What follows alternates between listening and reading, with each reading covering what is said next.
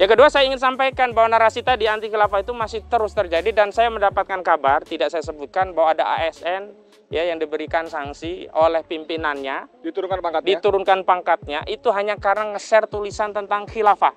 Saya mendatangi Kementerian Politik Hukum dan Keamanan karena saya itu Pak Mahfud menyampaikan 3 hal yang menurut saya harus diklarifikasi. Yang pertama, Pak Mahfud menyampaikan bahwa haram mendirikan negaranya seperti negaranya Nabi. Yang kedua, bertanya tentang konsep khilafah baku itu seperti apa. Yang ketiga, menantang debat siapapun yang punya konsep khilafah. Kita jawab tantangan. Nah, saat itu kita jawab, kita datangi, tapi hanya direspon melalui artikel yang beliau unggah di sejumlah laman sosmed, ada di Facebook, ada Instagram, dan yang lainnya. Nah, karena itu saya hari ini ingin mendatangi lagi. Kenapa? Karena ternyata narasi kriminalisasi dan persekusi terhadap ajaran Islam khilafah itu masih terjadi sampai hari ini.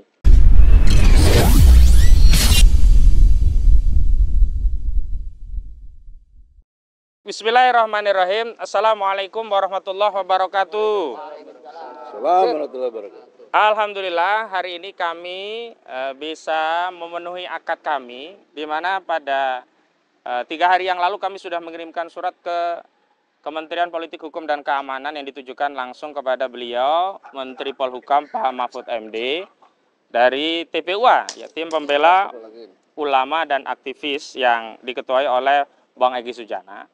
Surat yang kami kirimkan itu adalah permohonan audiensi untuk diskusi tentang berbagai problem kebangsaan, khususnya yang berkaitan dengan tupoksi Kementerian Politik Hukum dan Keamanan.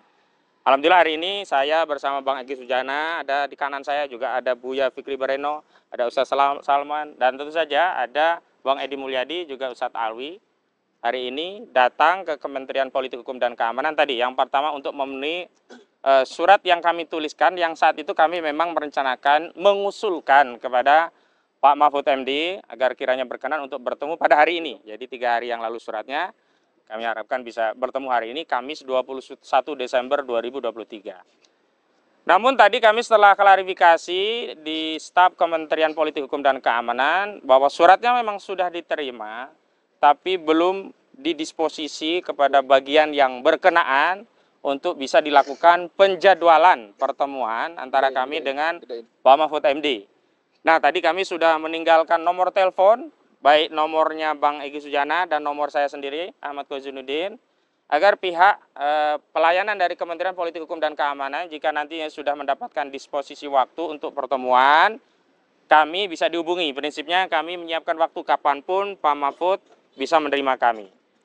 Adapun meskipun kami belum bertemu Pak Mahfud, tentu di ruang publik ini kami ingin memberitahukan apa sebenarnya menjadi tujuan agenda kami ini. Tentu saja nanti masing-masing dari kami akan menyampaikan rinciannya, tapi secara umum saya ingin sampaikan deskripsi umumnya. Nanti ada perincian dari Bang Egy Sujana, juga Bang Edi, dan semua yang hadir di sini. Bahwa yang pertama tentu saja yang melatar belakangi surat ini adalah adanya proses persidangan kasus ijazah palsu Saudara Joko Widodo yang bergulir di Pengadilan Negeri Jakarta Pusat, di mana terakhir perwakilan dari Presiden Joko Widodo tidak dilengkapi dengan surat kuasa. Dan karena itu nanti Bang Egy Sujana akan melengkapi penyampaiannya tentang proses itu. Dan yang paling penting tentunya kita bisa dijembatani untuk menyelesaikan polemik ijazah palsu ini. Karena menurut Bang Egy sebenarnya kalau ada itikat baik untuk bisa menunjukkan ijazah Pak Jokowi, bisa saja kasus ini selesai. Yang kedua, saya sendiri memang menitip agenda kepada Bang Egy dan beliau karena bagian dari TPUA, jadi mewadahi juga kepentingan ulama dan aktivis. Ya, sekira bulan, saya lupa bulannya, yang jelas Ramadan tahun yang lalu 2022, saya mendatangi Kementerian Politik Hukum dan Keamanan karena saya itu Pak Mahfud menyampaikan 3 hal yang menurut saya harus diklarifikasi. Yang pertama, Pak Mahfud menyampaikan bahwa haram mendirikan negaranya seperti negaranya Nabi. Yang kedua, bertanya tentang konsep khilafah baku itu seperti apa. Yang ketiga, menantang debat siapapun yang punya konsep khilafah, begitu. Kita jawab tantangan. Nah, saat itu kita jawab, kita datangi, tapi hanya direspon melalui artikel yang beliau unggah di sejumlah laman sosmed, ada di Facebook, ada Instagram, dan yang lainnya. Nah, karena itu saya hari ini ingin mendatangi lagi. Kenapa? Karena ternyata narasi kriminalisasi dan persekusi terhadap ajaran Islam khilafah itu masih terjadi sampai hari ini. tentu yang pertama saya ingin bertemu dan mendapatkan jawaban langsung dari Pak Menko, karena beliau kan terbiasa lah untuk berdialog, berdiskusi. Ketimbang nanti kita diskusi secara monolog, saya menyampaikan sendiri, Pak Mahfud menyampaikan sendiri, kan nggak ketemu-temu. Nah, lebih baik kita saling menyampaikan pikiran pendapat, karena kita ingin ya energi anak bangsa yang ada di negeri ini bisa menjadi potensi untuk kebaikan bangsa ini. Karena saya yakin Pak Mahfud, kita semua niatnya sama, ingin kebaikan bagi negeri ini. Mungkin hanya beda perspektif. Nah, perspektif yang berbeda itulah yang perlu dikomunikasikan. Karena niatnya sebenarnya sudah sama, ingin kebaikan bagi negeri ini. Yang kedua, saya ingin sampaikan bahwa narasi tadi anti khilafah itu masih terus terjadi, dan saya mendapatkan kabar, tidak saya sebutkan, bahwa ada ASN ya yang diberikan sanksi oleh pimpinannya, diturunkan pangkatnya itu hanya karena nge-share tulisan tentang khilafah. Padahal khilafah itu kan ajaran Islam. Nah, saya ingin Pak Mahfud bisa menjadi leading sektor dalam Kementerian Politik Hukum dan Keamanan untuk memberikan pengertian yang benar terkait ajaran Islam. Jangan sampai ada kekeliruan, dan bahkan kekeliruan itu bisa membatalkan akidah umat Islam. Karena baru-baru ini kan kita tahu ada ajaran Islam yang sangat agung, yakni sholat, justru dijadikan bahan canda-candaan. Nah, ini kan tidak bisa. Saya ingin juga nanti khilafah ini tidak ditafsirkan keliru. Wong ajaran Islam misalkan ditafsirkan sebagai kejahatan. Ajaran Islam misalkan ditafsirkan membahayakan, merusak, mengancam, dan seterusnya. Padahal hari ini yang jelas nyata-nyata merusak negeri ini adalah korupsi yang sampai hari ini tidak pernah bisa diselesaikan. KKN. Bahkan kami ingin mempertajam data 349 triliun ya. Apa kabar? TPPU yang dikabarkan oleh Pak Menko Polhukam, Pak Mahfud MD, yang infonya itu terjadi. Dan saya ingin tegaskan, di antara salah satu predikat crime dari TPPU, tindak pidana pencucian uang, itu berasal dari korupsi. Nah, karena ada korupsinya, tentu kita punya kepentingan bagaimana perkembangan kasus itu, dan kita juga ingin tahu apa sih komitmen Pak Mahfud untuk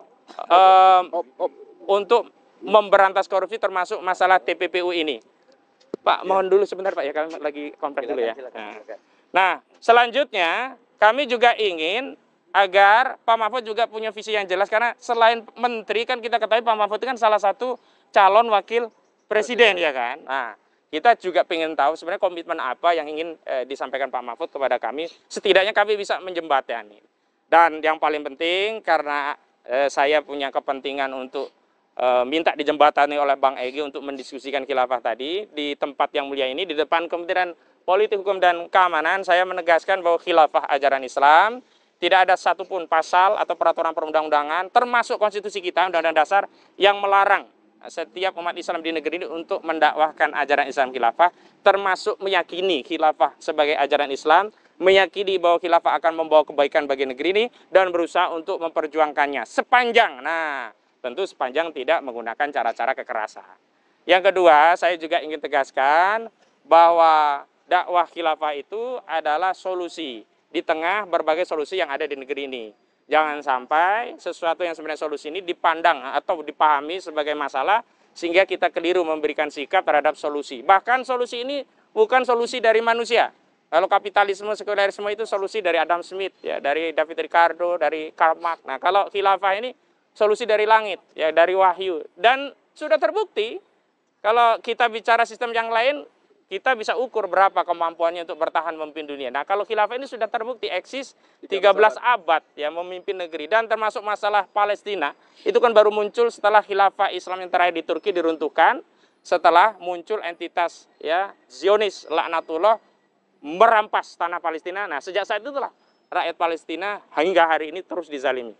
Nah, ketika khilafah kembali tegak dan kemudian kembali memimpin urusan umat dan bangsa, kita semua akan memiliki keyakinan bahwa nanti kelak ya bangsa, bukan hanya umat Islam ya, bangsa bahkan dunia ini akan kembali menjadi peradaban yang mulia, yang agung, karena dibimbing oleh aturan yang berdasarkan dari wahyu Allah Subhanahu wa taala. Jadi itu pengantar dari saya. Yang kedua, saya persilakan Bang Egy Sujana terkait masalah ijazah palsu yang sampai hari ini diproses mediasi ya Bang ya. Silakan.